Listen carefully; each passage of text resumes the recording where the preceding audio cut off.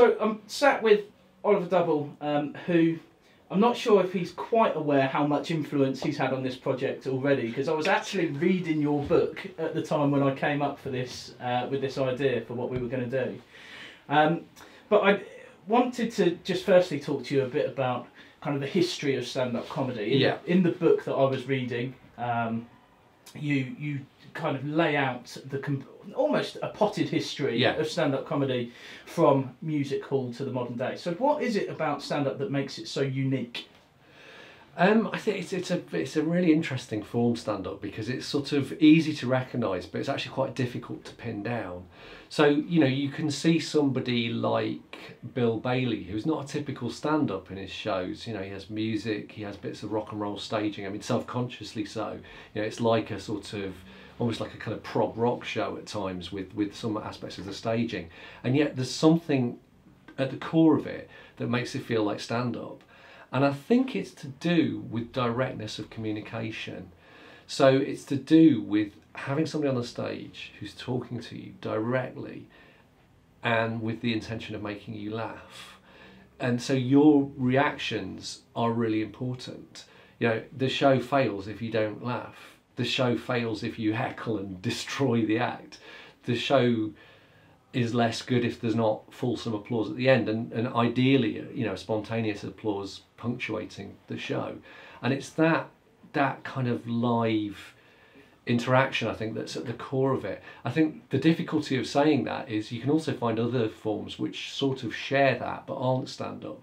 So it's like if you listen to Johnny Cash's Prison albums, some elements of that are the same, right? So he does gags, they laugh, he talks directly to them, you know, he's there in the moment, the audience's responses are vital. Yeah. But that's what I'm trying to say, is it's very difficult to pin down. But I think if you're interested in sort of tracing it back, there are arguments for all kinds of things being early forms of stand-up. I mean, you know, Shakespearean clowns or whatever it might be.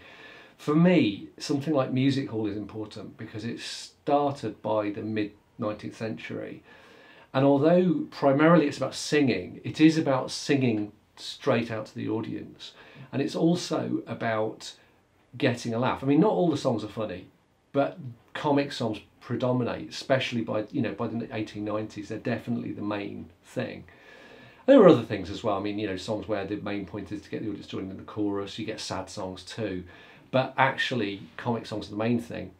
And you might say, yes, but in music hall they performed in character and most stand-ups don't. And you kind of go, well, yeah, some of them do though. Al Murray, for example. And then the other thing is that it's true that most music hall singers performed in character, but actually with quite a lot of them there was a kind of core character underlying all of them. So take George Robey, for example. He has these kind of zany, big drawn-on eyebrows like this. He has them whatever character he's playing. It's always George Robey. It doesn't matter whether he's playing a washerwoman or something, or his core character of the Prime Minister of Mirth. He kind of looks the same. Sort of same with Dan Leno, who's a small man, and he would play on his diminutive size in, doesn't matter what character he's playing, whether it's a shop walker or a beef eater or whatever. And somebody like Little Titch would be a really good example of this. So his real name was Harry Ralph. He came from Kent. He's where we get the word titch from. And he did all kinds of things. You know, he did a comedy dance. That's the thing he's most famous for, with these big boots. He did a number of different comedy dances, but he also did, you know, this kind of singing straight to the audience. And of course, the other thing that happens is that it stops being just singing. And then what happens is in the middle of the song, like the music drops away and they talk to the audience and there's spoken gags, that kind of thing. And I think, you know, you can hear lots of different little Titch pieces, but his voice pretty much always sounds exactly the same. Yeah. And the character is kind of the same. And in some bits, he just come on as Little Titch anyway. Right. You know, as himself, as it were. And you talked about kind of some comedians perform in character, but most people aren't really being a character as such. To what extent do you think it's important for stand-ups to reveal something about themselves? Well, that's a very good question. I think that the birth of the modern stand-up style can be traced to the 1950s in the States. And I think the kind of slightly under-acknowledged hero is Mort Sahl. Sometimes people pronounce it Saul, but Mort-Saul, who started at the end of 1953. His first album was recorded without his knowledge, I should add. It was released 3 years later, but it was recorded in 55. So he's only been doing it just over a year at the time this is recorded. And if you listen to that, even though most of the references are obscure today, you kind of go, well, I don't know why that joke about particular kind of jazz is funny, right? But it is funny to that audience because you can hear the huge laughs. Yeah. But the point is, it's a guy coming on in casual clothes, talking like a human being to an audience about what the world looks like from his perspective. So he's talking about politics, he's talking about jazz, which was the youth culture of its time, he's talking about cars, culture, and there aren't any obvious kind of gags, but what there is that kind of live sharing of somebody's perspective, with an audience, and the audience are recognising the truth of what's being said in the form of their laughter. So sort of the birth of observational. Yeah, it's not just observation as well. It's satirical and I mean, he was called a sick comic because they would sort of, you could hear an influence from psychoanalysis and things like this as well. It's quite literate, funny comedy. It's not just a kind of, have you ever noticed how crap kettles are or something. There's a lot more to it than that. But yes, there is a big observational streak, and it's partly that knowing how to wield a reference. I forget who it is now, but there's a joke he does about East Coast jazz, and he goes, it's any record without so and so on it, right? And obviously that meant something if you were a jazz fan in 1955. It doesn't now, but that's not the point. The point is it was for that moment, right? And he does about.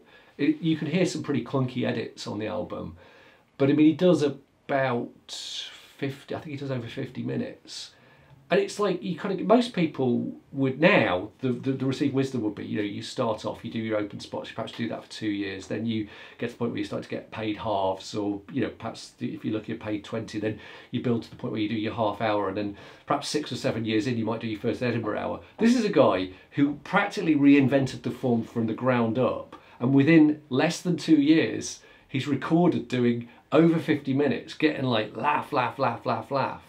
Phenomenal. Yeah, brilliant. And as kind of the art of comedy has shifted over time, or the movement has changed, who have been the real influential comedians, would you say? You obviously talked about Mort-Saul and the sick comedians. As it's continued to develop and change, who's been the influences? Well, it depends on what side of the Atlantic you're talking about. But in the UK, two kind of important things that happened.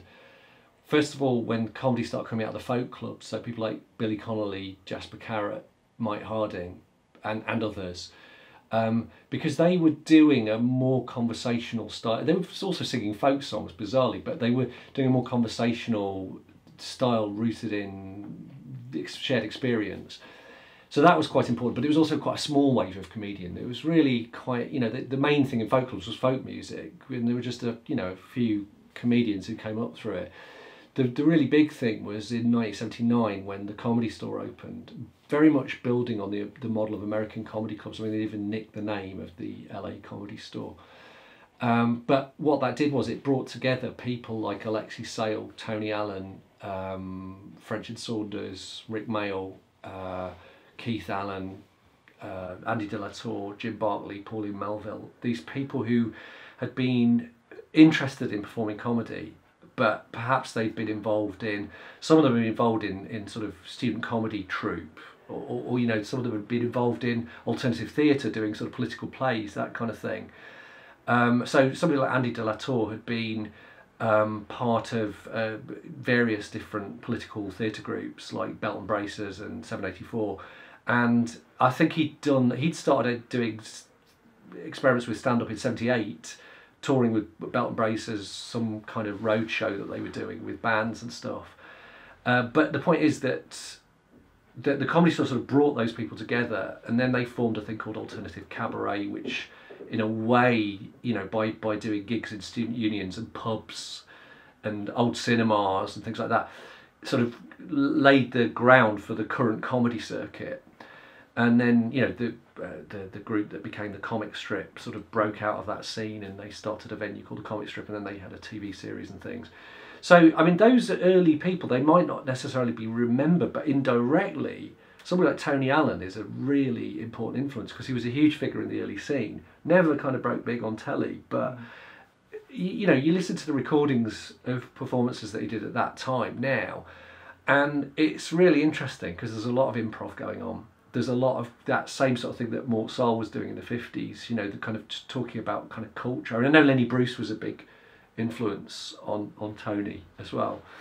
And then there are observational bits, there are bits, you know, silly jokes, there's all kinds of things, but a lot of it we'd recognise. Same with Andy de la Tour, you know, there's bits where he's just talking about things from his childhood where you kind of go in it in a slightly different way. Something like McIntyre would be doing that, but then suddenly he's talking about Northern Ireland, you go, okay, that's what McIntyre wouldn't do, because he wouldn't want to kind of get into something so controversial.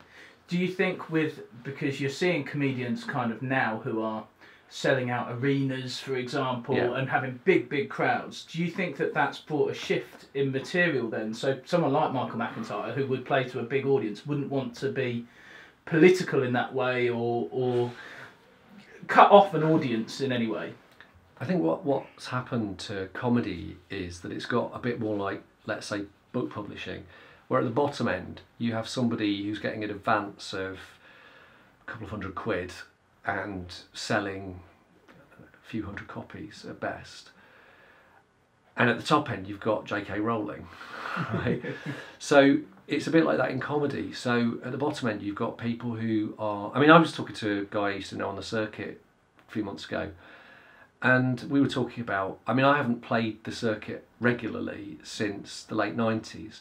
We were talking about how much you get paid now, and actually it's sort of the same, right? But it's nearly 20 years ago, right, that I was doing it. So, and in some cases they're paying less. And then, of course, at the bottom, even below that, you've got the open mic circuit with people who perhaps do that for 3 or 4 years before they get paid for anything. And then at the other end, you've got people who can clear... I mean, you know, the biggest stars in comedy are literally earning tens of millions a year. And what that does is it creates a really, really bizarre ecosystem where it's hard to see it being a straightforward meritocracy because, you know, just to a certain extent, I mean, it is talent that gets people to the stadiums, but then there are people who are equally, if not more talented, who haven't got to stadiums, right? But I think, of course, the people who are likely to get on, and you get to a stadium, broadly speaking, through TV exposure, and it's not true to say that TV just wants bland, because I mean Frankie Boyle is a very successful comic who, you know, is not certainly couldn't be accused of being bland, but I think possibly there are comedians who are a bit more niche, like Stuart Lee. I mean, to me, Stuart Lee is one of the all-time greats. Absolutely, people go on about Bill Hicks and people like that, and they were great, you know, or Lenny Bruce. But I think we've got one of them now, and it's. I think British people have a terrible inferiority complex culturally. There's always a thing of America's ahead of us, and somebody like Louis C.K. is undoubtedly an amazing comic. I mean, phenomenal. There are other great American comics around at the moment as well. Margaret Cho's great. Patton Oswalt's great. There are various ones around. Maria Bamford, you know, but just because they're great, you know, in some ways I think the best British comics are better because I think there's a much firmer tradition of kind of long conceptual shows in the UK through the Edinburgh Fringe. So somebody like Josie Long is a phenomenal comedian, you know. But I mean, somebody like Stuart Lee is. I mean, he plays big theatres now. Don't make no mistake about it, and he's had good TV exposure as well. But it tends to be sort of minority channel. It tends to be alternative taste as opposed to mainstream taste. But what he's doing with the form is extraordinary. I mean, I saw him do a show last year, which was a warm-up to his last series of Comedy Vehicle.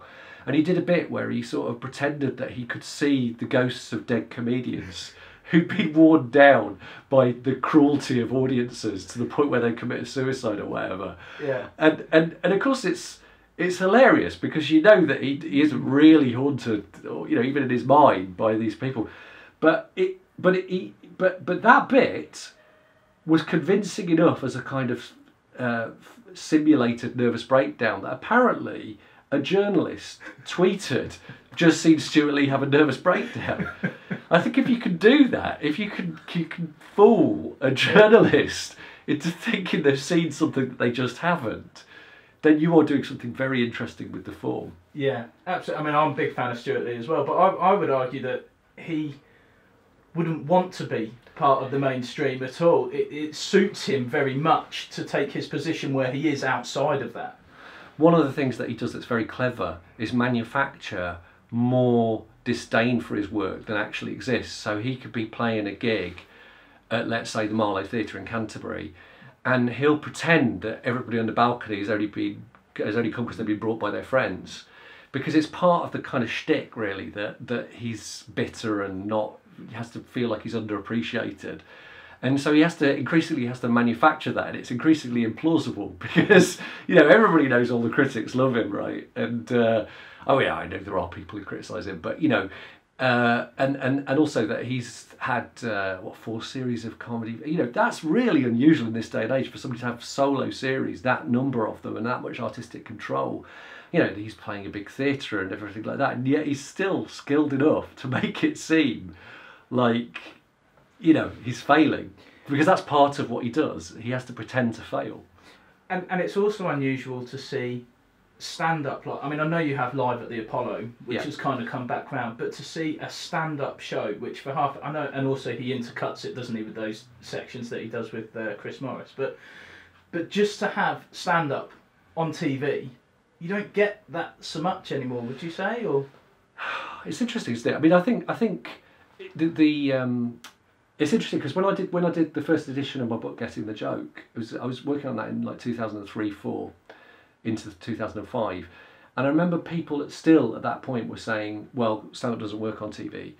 And I interviewed Ross Noble, who I used to know on the circuit, and he said he was just building, I think maybe he just recorded it, or he was just building up to doing it, and he said, there's this thing, it's called Jack D Live at the Apollo, which was the original title. Jack D presenting comedians, you get a lot longer, it's set up properly for comedy, and it's going to look great, and it's going to change things. And he was completely right.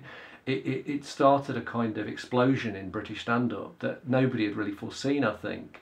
And then part of, so I think things like Live at the Apollo were real game changers in making stand-up a big mainstream success on TV. But that format of having an individual comic being the centre of a predominantly stand-up show, that's something that's quite rare. You used to get it with people like Dave Allen, did some great series like late 80s, early 90s that worked with that format. Jack D did a couple of great series of that in the early 90s. But yes, that is quite unusual now, I think, to go, right, there's your vehicle, you know. Yeah, as it is, yeah. Tell us a little bit about your own kind of journey into stand-up comedy. But what first made you want to be a stand-up? Well, when I was growing up, I was really into comedy. I got into the theatre through school. I was really into music. I was really into punk, you know, and I probably wanted to perform in any of those things. But when I was studying drama at university, 2 things happened. One was that Saturday Live started, and I'd been into the young ones, but I'd perhaps not seen that style of comedy done in the stand-up format. And although the stand-up spots were the minority of things that were happening on that show, they were the bits that caught my attention. So that was happening, and at the same time, or around the same time, I saw a thing called Chaotic Cabaret, which was something that was put on. It wasn't even called the Guild of Students. It was so up itself, the Exeter University at the time, they called it the Guild of Students, right? But the Guild of Students used to put on, they used to have an arts committee, which I was involved with, and they used to put on a thing called Chaotic Cabaret once a term. The idea was anybody could get up and perform, do anything they wanted to, and you got a can of beer if you did it. So the first one I saw, it was just like it's really hard to explain why, but it was like a light bulb went on in my head. I just went, this is amazing, I want to do it. I don't have anything to do tonight, but I really want to be on that stage. And I tell you who was on that night. John O'Farrell, the comedy writer, was doing a kind of stand-up character. He was doing a skinhead character. And various other people were doing, it wasn't all stand-up, but people were doing stand-up acts. And I just went, that is brilliant, I want to do that. That is what I want to do. And so the next time I did one, I prepared something alone. I did a two-hander with a friend, and then I improv'd a whole other thing as well. So I got 3 cans of beer, right? and I think that was the start of it, really. And then I started kind of doing sort of bits of stand-up through the rest of my degree, and then went off to do a PhD about stand-up, and that's when I started sort of trying to, find other people who are interested, because you can't really start a scene just by yourself. And we just started doing student gigs. Eventually ended up taking a show to the Fringe in '89, and started to sort of get gigs either as a package of acts or just individually. That's really how I got into it.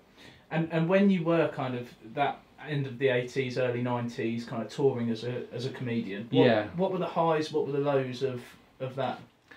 Well, the highs are every time it works. It's particularly when it first happens. I mean, I had a gig at Exeter Arts Centre. It would have been about 85, I think. It could have been 86. It just opened. I think it was like the first week it had opened. They were doing a cabaret, and it was still called cabaret in those days. And I saw the other acts, and with the arrogance of youth, I was like, oh, these guys aren't very good. And actually, some of them were good, but I decided that I was going to go out and do a rap and a song on a mandolin, and I was going to that mandolin down there, in fact, and then what? But then I thought, well, what I'll do is I'll put something stupid on. I'll wear something stupid. So I got these boxer shorts that. There was a long story behind them, but they were homemade boxer shorts that went down to about here. It was when boxer shorts first became like big, and these were enormous, right? I put them on, and then I think I had army boots on, and then I had like a Cub Scout scarf around my neck, and then just before I went on, I borrowed some Ray-Ban sunglasses. I just went on like that, and I went on to the biggest laugh, like enormous laugh, because I looked ridiculous, right? And I thought, okay, this is nice, right? And I improv'd a whole, 10-minute routine based on the private jokes I'd had with friends. And I did the other bits that I planned to do as well, but I just came off like, okay, that's amazing. That's what I want to do for the rest of my life. And then of course it's really hard to then get back to that same level. So I think learning how to do comedy isn't a smooth curve like that. It's like a kind of jagged thing with highs and massive lows, and actually what you want is for that zigzaggy line to kind of go up gradually like that, and then probably smooth out, so it's a bit more predictable kind of thing for you, not necessarily for the audience, but you get better at it. It's about learning how not to fail as much as learning how to do it. And I think it means learning a lot about yourself. I mean, the failures, I could say so many. One of the things when we used to tour as this little group of comics was that you'd turn up at a venue and they'd have not a clue how to set a gig up.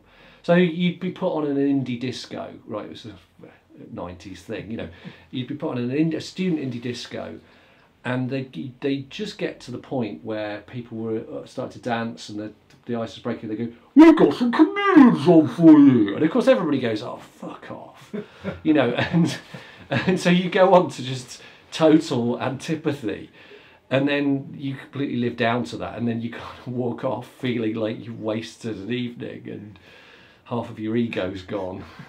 But then I think the biggest highs are where you go on to that situation and somehow triumph anyway, and that can happen. I remember doing a gig, it would have been, I can't remember where it was now, but it was some desperate student gig. Might be Neen College, Northampton, right? And it was just, there was a beer promotion with students, and it sold out within half an hour, and everybody just had tables full of alcohol, and I think it was that one where I just came, and the PA was dreadful, like feeding back, you couldn't be heard. And I think I'm probably mixing a few different gigs together anyway. But I came on. The first thing that happens is the microphone falls apart, and there's a huge laugh at my expense, of course. But I just kind of accepted the laugh, and then just because I got that, and because I didn't care as well, because I'd seen a number of other people being badly treated by the audience, I sort of didn't care. So I kind of did the whole thing with a kind of studied disdain, and of course then it's like it's like a dog knowing you're not afraid of it. It's just then it wants to be your friend kind of thing. It was like that, and then you come off and you feel like a god. But so part of it is just being in the right moment. You just so happened you won them over, and then part of it is, I suppose, that you had some experience that allowed you to kind of connect with that difficult situation. But okay, and then you had a big gap, and we'll talk about that in a moment, of the other things you were doing. But last year you came back to stand-up comedy. You did a show. What was it made you want to revisit and come back to being on stage? So, I've never really managed to give it up.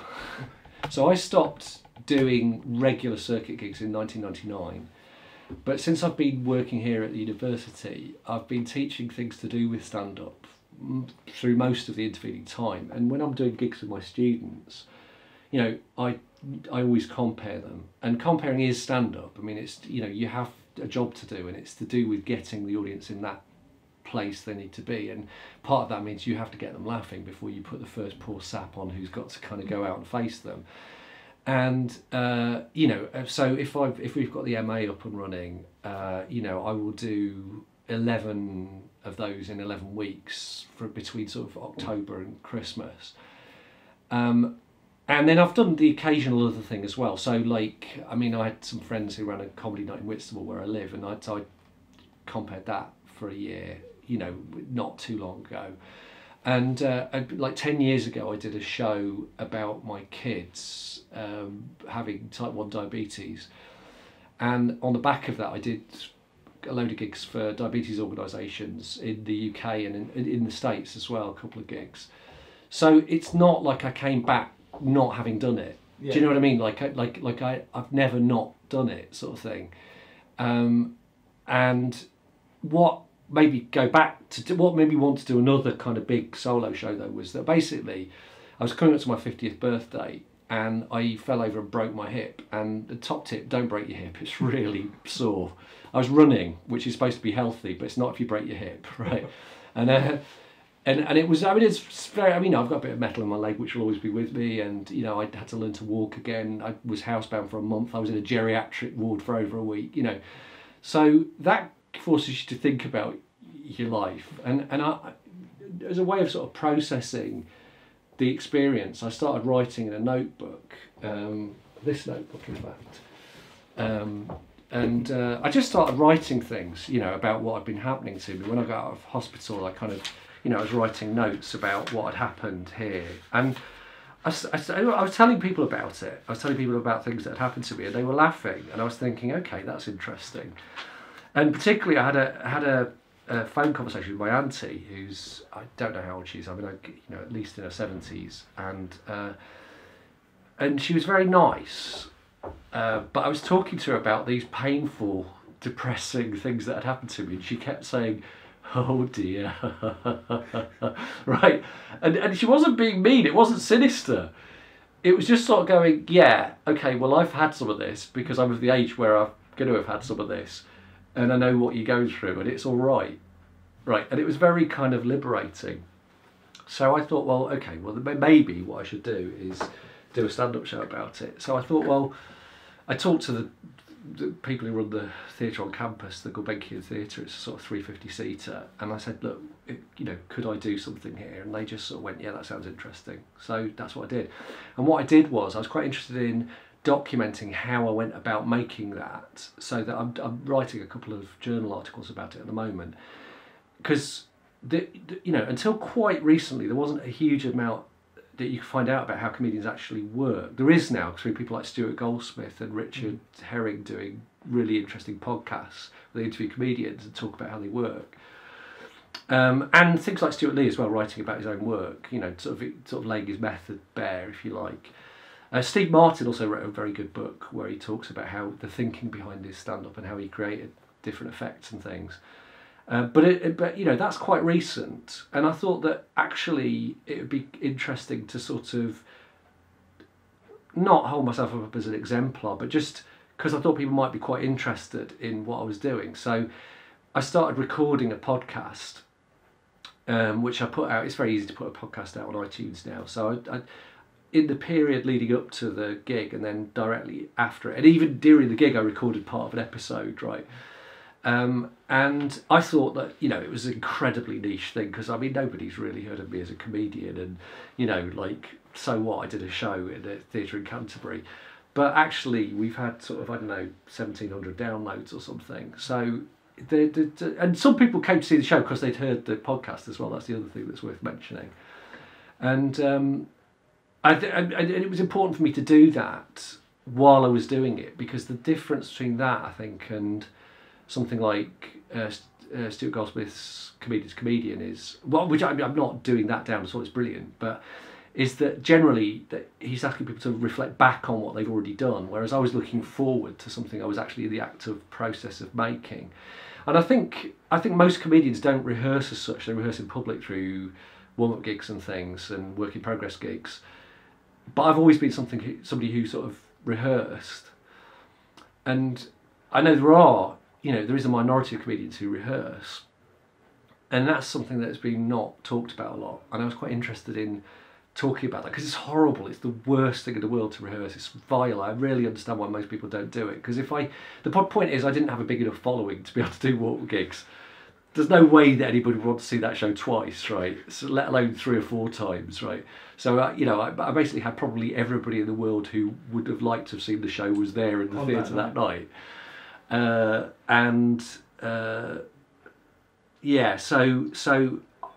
So I had to rehearse, and it was horrible rehearsing. It was absolutely vile, but I definitely think it paid off, because it meant that I could internalise like an hour and a half show, and I wouldn't have been able to do that without rehearsing. And also, it meant that I could actually, paradoxically, it gave me the freedom to address things that were happening on the night, in the moment, because the show was so internalised. It meant I didn't have to worry about commenting on something, because I knew where I was going back to. It was easy to step in and out of the material. It's really important that you have to be able to do that.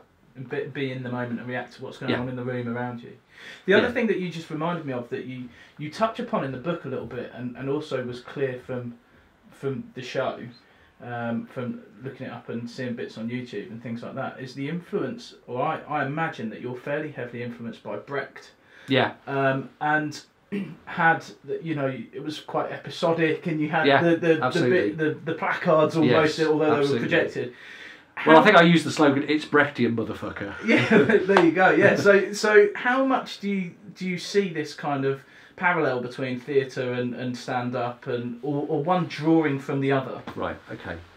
So there is a massive cultural divide, particularly in the UK, I think, but I think in other countries as well, between popular theatre, or forms that are so popular they wouldn't even be considered to be theatre, and legitimate theatre, conventional narrative theatre where the play has been published, it's actors, it has all their credits in the programme saying what they've been on the bill normally, or Casualty, that's another good one. That's probably a bit more at stake because it hasn't been on for a few years, but you know what I mean. That's theatre. McIntyre at the O2, that's not. The Arts Council won't even fund it. It's not even art, right? But if you read a book like Peter Brook's The Empty Space, the first thing he says is, to paraphrase, a man walks across an empty space while somebody else is watching, and this is all that needs to happen for an act of theatre to have occurred. Somebody's watching somebody else do something. And I think that's a really revolutionary thought, because it means that then you start to see pop music as theatre, you start to see stage magic as theatre, you see music hall as theatre, you see stand-up comedy as theatre, cabaret as theatre. Right. And that's really important. But there is a divide, and there was a divide 100 years ago. There was a court case in the early 20th century where a theatre manager tried to take the manager of a music hall to court for presenting unlicensed plays, and he argued that Little Titcher's act and the act of an American ventriloquist were plays, and he lost. Right? He lost the case. They're not plays. Because they're not plays, the solo act was not subject to theatre censorship. It wasn't subject to the Lord Chamberlain's rules. So Max Miller, in theory, could say anything he wanted on stage. In practice, there were sort of complicated forms of censorship. But the point is that the gap, because there's been this historic gap between stand-up and theatre, people see them as occupying different universes. But in any sane definition of theatre, stand-up comedy is theatre. So back in 1999, I did a conference in Wolverhampton about popular theatre, and we were part of the first panel, and it was me, a guy called Chris Ritchie, who started the comedy degree at Southampton Solent, which is now defunct sadly, and Tony Allen, early alternative comedy guy, alternative comedian, one of the first, very seminal figure. And we were talking about stand-up, and in the audience was Dario Fo, right? The legendary Italian theatre maker who's just died. And so the time comes for questions, and Fo stands up and in Italian, through a translator, he starts saying, "This is a false debate. There is no divide." And he starts talking about, medieval jesters and all this kind of thing, and saying that.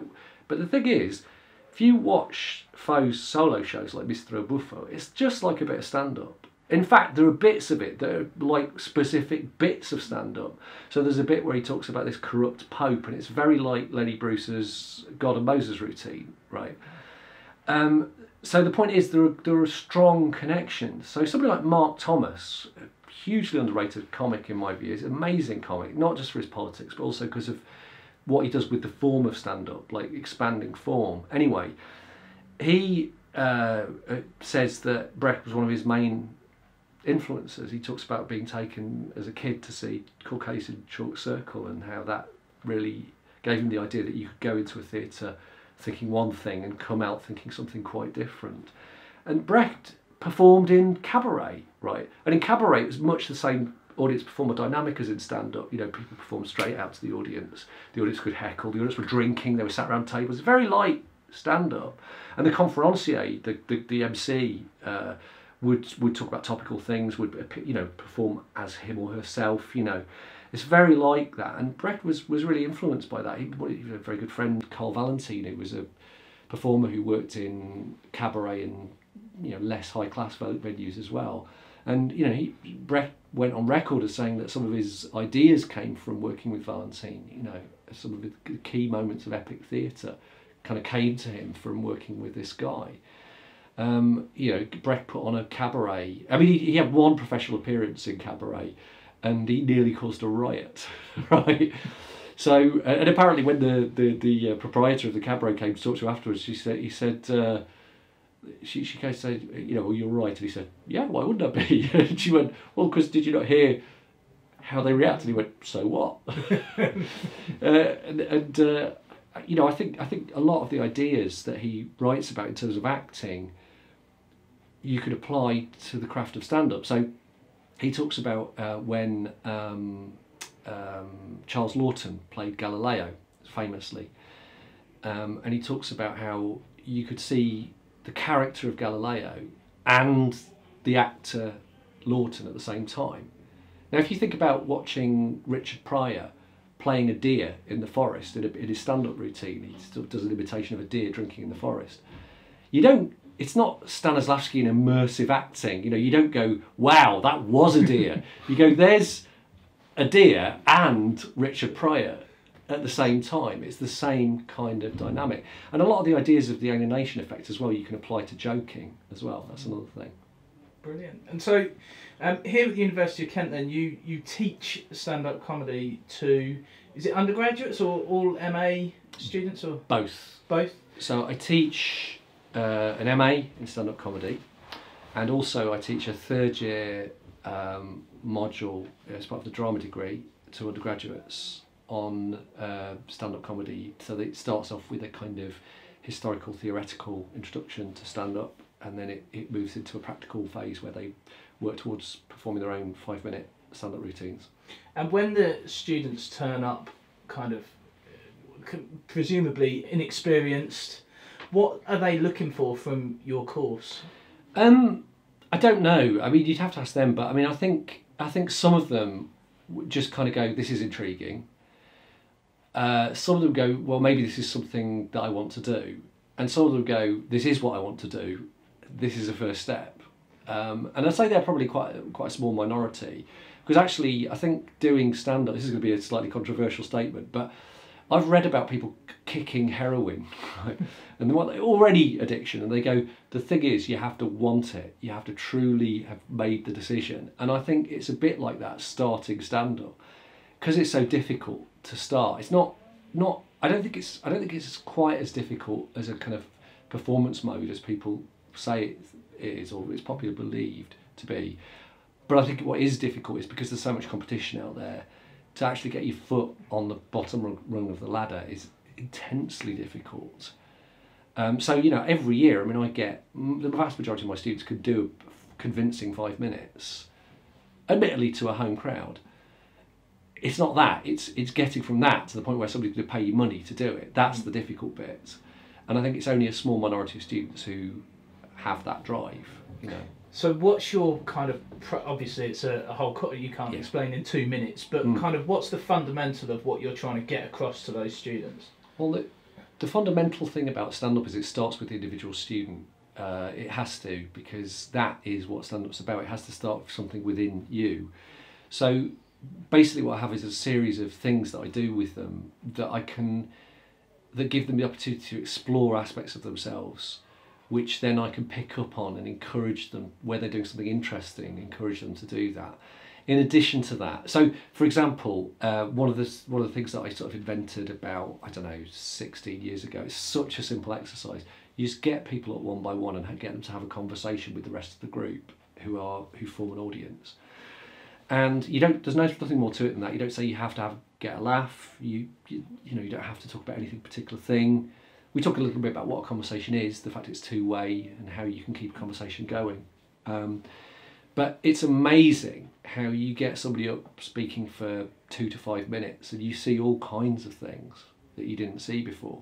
You know, you see unusual ways of standing, things, what they do with their face, their voice. A lot comes out with the voice. The kind of attitude that they take towards other people. All of that stuff can become part of the act. The other aspect that you have to work on is joke structure. That's a lot harder to do because you don't want to teach them a reductive formula, I think. I think actually teaching a reductive formula can be very effective, but it's not what I'm interested in doing. Because I think if you teach a reductive formula well, if you follow it well and do it properly, it can work. But is that going to make the most interesting comedy? Possibly not. But you need to sort of. I think that there's a mistake that people make. It's like with Mort. Go back to Mort Sahl. People go, "Oh, he didn't tell any jokes," and you kind of go, "Well, that's kind of true, but it's also not." So there's a great bit on his album At the Hungry Eye, which I think was about 61, right? It's recorded live at this legendary San Francisco venue, the Hungry Eye, which wasn't just a comedy venue. It also had, folk singers and jazz singers and jazz bands and things, poets, But that's where he started out. And it's, if you've ever seen the movie Big Eyes, there's a scene set in there in that film. But anyway, it's recorded in the Hungry Eye, and there's bits in it which don't make sense now, but there's bits in it which totally do. So there's a bit where he talks about he's walking through Central Park and he sees a gang of young ne'er-do-wells, and he goes up to them and he says, "I told them I admired their vagabond existence and I wanted to join them." He said they couldn't handle the pressure, so they ran away. "Come back, you forgot your knife," right? And that works. That's a joke. It's an idea. Yeah. And it comes out conversationally, but that's actually a joke because it's about sort of taking a kind of incongruously intellectual liberal approach to a kind of gang situation, right? And then they run away. And of course that's funny in its own right. That's a joke. It's still a joke. It's just disguised as conversation. And I think when you hear, the most sort of conversational, naturalistic, as it were, stand-up comic, there's still structures underlying it.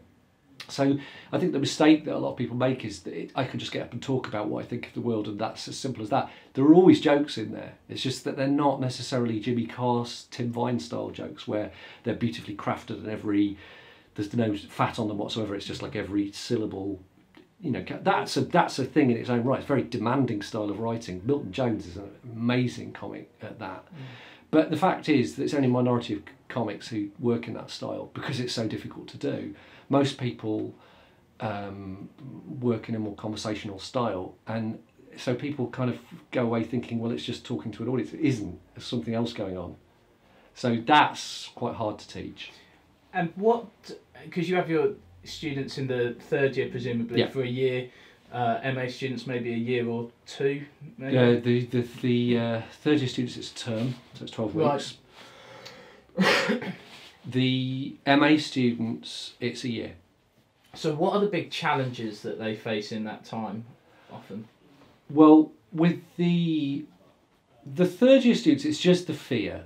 It's the fear. It's like I play with that a bit to sort of get used to the idea that they are going on, this is going to happen and it's all going to be fine. From the very beginning, when they don't even do practical workshops. The practical workshops start like week 6, so it's just before halfway through the term. And what you try to do is just get them to the point where it just feels like it's fun. It feels like it's messing about. The ideal atmosphere is it feels like it's just messing about in the room. For me, that's how I teach. But they will stress, undoubtedly, and all of them will, even the ones who pretend they're totally confident. They're all stressed about it. And then what you do is, I mean, one of the reasons I compare the gigs is to try and use all my skills to make it as good a possible gig as possible before the first one goes on. And then when they've heard the first one getting laughs, they ease up a bit, I think. It's still scary for them, but you know, it's a lot more doable for them. And then it's a bit of a demanding gig, that, you know, because it's a bit like a game of keepy uppy, because the ones who are a little bit more tentative, if they have a thing where it's not quite hitting, you've got to get the audience back up before the next one comes on. But then again, you've only got a certain amount of time to do that, so it's quite difficult. With the year-long thing, the difficult thing is, the real hump actually is week 2. So they all go on week 1. Some of them go on week 2 as well. And if they don't go on week 2, they go on week 3. So week 2 or 3 is the hard thing, because the first thing happens in a blur of adrenaline, right? They're high, really scared, they're terrified. Perhaps they get a bit drunk beforehand. They go on, most of them smash it. They come off, hooray! And then it's like, okay, well, you've got to do it again, but with new material, right? So that's the hard thing. It's not the first one. You know, it's beginner's luck, really. Go on, you have a good time. Not everybody has a good time. Actually, some people build to it, and they only really hit their stride a bit later on.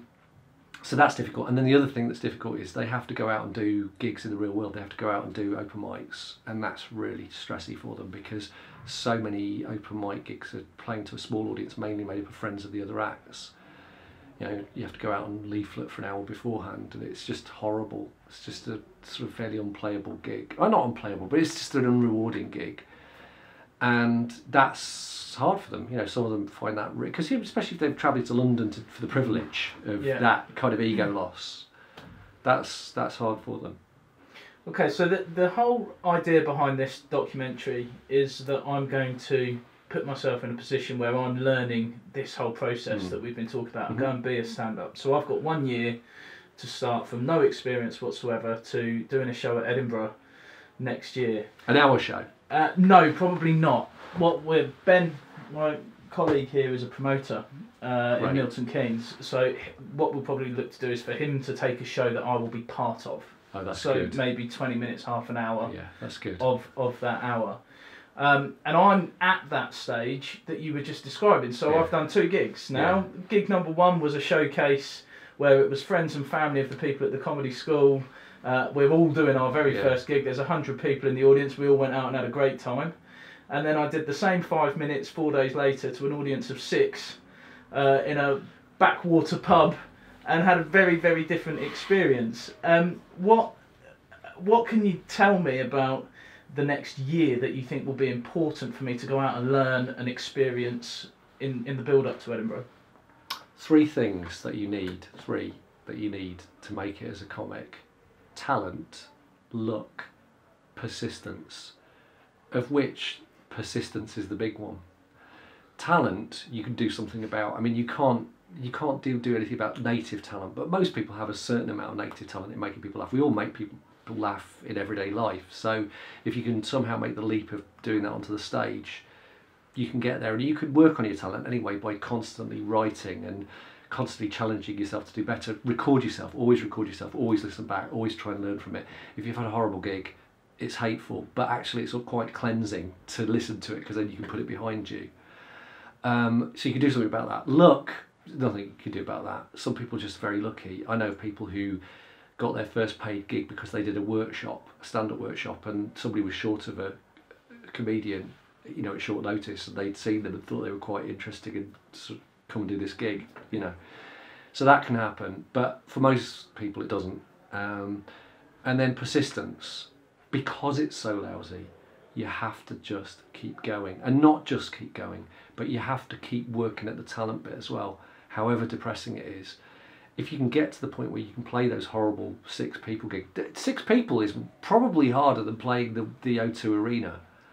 Because at the O2 Arena, at least there's a chance of sort of, I don't know, I've never played at a stadium, I don't know, the biggest audience I've played to is probably 2,000 or something, and that was an outlier for me. Perhaps I'll tell you about that in a minute. But you know, I've never played to 12,000 people in an arena, and you know, probably, yeah, it's very, very difficult, I don't know. But the point is, the laughter is infectious, and if you've gone to an evening where you're one of 6 people, the first thing you think is, oh, this is going to be a bit sad, right? Because you're surrounded, and also, you know, that social thing of laughter spreading is much more likely once you've got 30 people or 100, much more likely again if you've got 100, if you've got 300.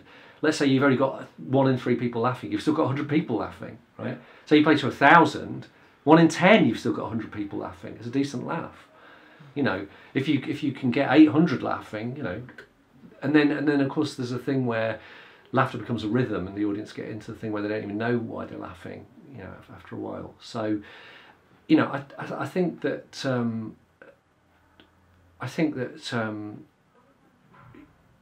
being able to play to 6 people is a tough gig. So if you can get to the point where you can find a way of making that crap situation fun for that audience, if you can kind of go, look, I know, but let's just agree this is going to be fun. If you can find a way of doing that, you can get there. I think the other thing, very important, networking. Every time you play with somebody you like, ask how they got, who's a bit further on than you, ask how they did it. Every time somebody says something nice about you, say, okay, I'm really trying to break into this. Can you tell me how, you know, what are the places to play? That's a crucial one. Which ones are worth playing? Because people will tell you, they'll go, don't play there, it's rubbish, you don't get anything from it. That one's worth playing. I think that's probably my main advice, is network and build your knowledge. Things like, I mean, I think I've not really participated in them, but I think things like Comedy Collective on Facebook are supposed to be quite useful in finding out what's what. Okay. And I think there are a couple of podcasts as well with, you know, aimed at newer acts, so they might be worth checking out. Find those things. And then assuming that I can survive this year of gigging as much as I can, and I do make it to Edinburgh next year, what would be your advice for when I'm in Edinburgh? What do I need to really be thinking about? Well, I've only been to Edinburgh a handful of times, so it's sort of hard to know. But I think it's probably really selling the show, trying to get, because you're competing with stupid numbers of other shows. So really selling the show. I mean, I had a postgrad student, go up to the Free Fringe this Edinburgh, and most audiences were like 6. Actually, she had an audience of 2 once, and it's a sort of an hour show. So, and she said it was brilliant actually. But you know, so you know, leafleting. You know, definitely get your show in the brochure, the official brochures, because that can bring more people in. Leafleting like hell. Try and get press coverage. Try and get media coverage if you can. Network like hell. Talk to other acts. And then just give every show 100%, even if there are already 2 people in. Brilliant. And then I know we've taken a lot of your time. That's fine. The last thing I'd like to talk to you about, this evening we're going to go off and watch a comedy competition that you're actually going to be a judge for tonight at the Canterbury Festival. What are you looking for when an act comes on stage? Is it just what's going to make you laugh, or are you thinking about what makes the audience laugh as a bigger thing? You know, what are you really looking for when you see a comedian? I think I think what you're looking for in a comedian is more than one thing. I think it's always impressive to see somebody who can just hit big with an audience, like boom, boom, boom, boom, boom. That's always good to watch. Because it's, even if it's something, well, it can be galling if you don't find it funny, but you can't not be impressed by that, because that isn't easy to do. So that is important. But I think, in terms of what I like, I think it's important to say, comedy is like any other art form. You have taste in comedy. You know, the people I like aren't going to be the people that the next person's going to like. And the things that I'm looking for personally are what I would call the "we're not in Kansas anymore" moments. So they're the moments where you just go, this is interesting, I've not seen this before. So go back to Stuart Lee, that moment where he's pretending to be surrounded by the ghosts of dead comedians, that was a "we're not in Kansas anymore" moment. I had a student who graduated 10 years ago, and he's one of the most naturally talented comics I've ever come across. And a very nice guy as well.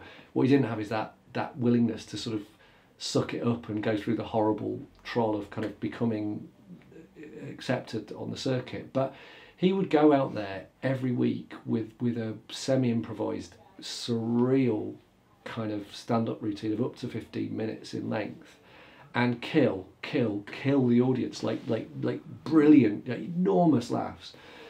We had a TV producer filmmaker, you know, who'd done stand-up showcases on TV, and he just went, he's one of the most exciting new acts I've seen. And he, like one week he came out and he did a whole thing about how he'd fallen, I think it was he fell over and hit his head, and when he woke up he was a woman. And then he went and seduced a ginger-haired heavy rock fan who was a virgin as a woman. And that, I can't remember how it ended, but it was like everything he'd said, I was like, I don't know where this is going, but I want to see. Yeah. We're not in Kansas anymore. So I think, you know, if you see somebody where you go, that's startling. We had a Dutch student who would do things like, she's very shy, very quiet, and she did a show while she was here doing her masters, where she did the whole thing in Dutch. Right, the whole show is in Dutch. She had some cheats, you know, to help keep us on board. Like she had a PowerPoint behind, which helped. Sometimes you could just get what she was saying through gesture, sometimes through the sound of the word being close enough. Yeah, it's, you know, those moments where you go, I don't know where we're going with this. I don't know where it's, how are you doing this? This is not, how are you doing that? That's not possible. I like that a lot. That's what I look for in comedy. There's other things as well. I mean, I love a really smart, sharp political gag. I like it when people use shock in comedy in a really smart way that actually has insight involved. I think that's why something like Louis C.K. is so great. It's because, like, Jimmy Carr's amazing as a technician, but I think ultimately he would himself say that it's about the pointlessness. He doesn't mean anything. It's just, he doesn't mean anything by these terrible things that he says so cleverly. Whereas I think with somebody like Louis C.K., he's actually offering insights about the shocking things that he says, if you see what I mean. Yeah. It's like difference there. You know, same with Lenny Bruce, same with Bill Hicks, same with Stuart Lee, actually, for that matter. I think when they say shocking things, there's a kind of a reason for it. I think sometimes with Doug Stanhope as well, although sometimes I find it, he's just saying that to shock. It's personal taste, of course, but... So it's going a bit back round to what we were saying about Brecht then. You like comedy that's got something to say, that's going to change the way that the audience see things? I do like comedy with something to say, but I have quite a broad taste as well. I love Ross Noble, for example, and although I think there are occasionally moments where he's sort of saying something, and I think there's a broader thing to do with celebrating life that kind of underlies his work. A lot of it is the excitement of not knowing where it's going to go, because he's playing all the time, and you can see that he's playing. And even though you know some of this is probably prepared, you know a lot of it isn't, because he's directly playing on things that are happening right in front of you. He's amazing. It's been a really, really fascinating insight. Ollie, thank you so much for taking the time to talk to us. Oh, it's a pleasure. It's nice talking to you.